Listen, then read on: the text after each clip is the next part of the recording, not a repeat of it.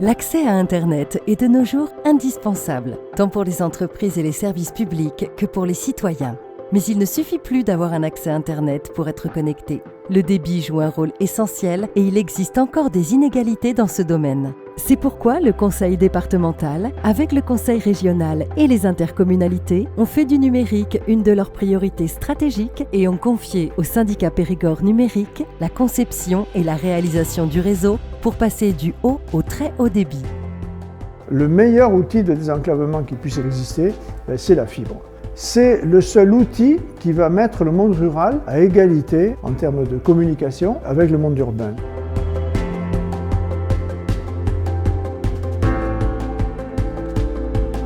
La fibre optique, c'est une technologie basée sur du verre. C'est de la lumière qui circule directement dans ces fibres. La fibre a été développée pour justement passer un grand flux de données beaucoup plus rapidement que le cuivre actuellement.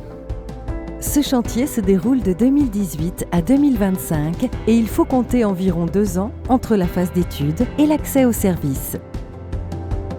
Je reçois des informations de la part du bureau d'études à Paris. Ce sont des études qui sont menées à partir de bases de données qui nous permettent de couvrir des zones de densité de population, de réseaux existants, d'environnement.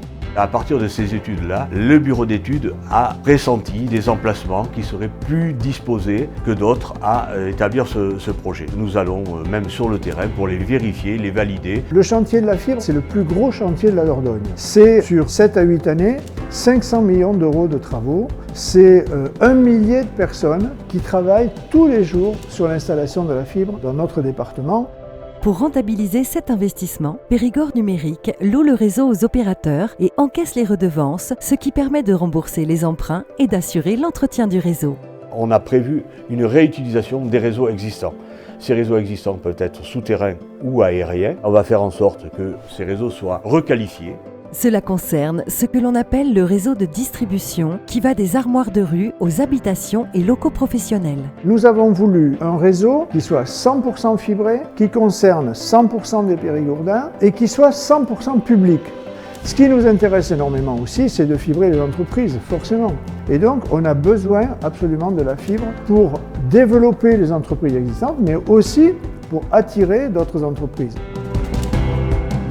Des entreprises sont d'ores et déjà connectées à travers tout le territoire au réseau public, comme par exemple Repetto et le domaine des Sandiras à Saint-Médard-d'Exideuil, Guyenne Papier à Nantia, le groupe Bernier à Saint-Jory-Lasblou, la FED à Val-de-Louis-Récodo ou Delmont Group à Terrasson.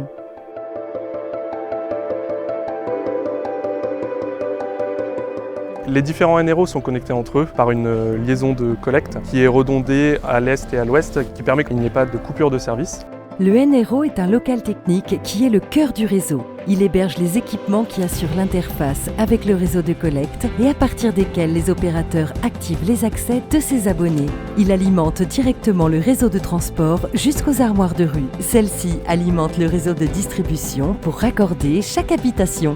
On voit déjà beaucoup d'entreprises qui sont venues en Dordogne, beaucoup de gens qui viennent pour télétravailler et ceux-là, forcément, ils ont besoin de réseaux qui fonctionnent très bien et c'est pourquoi on s'est engagé dans l'investissement de la fibre.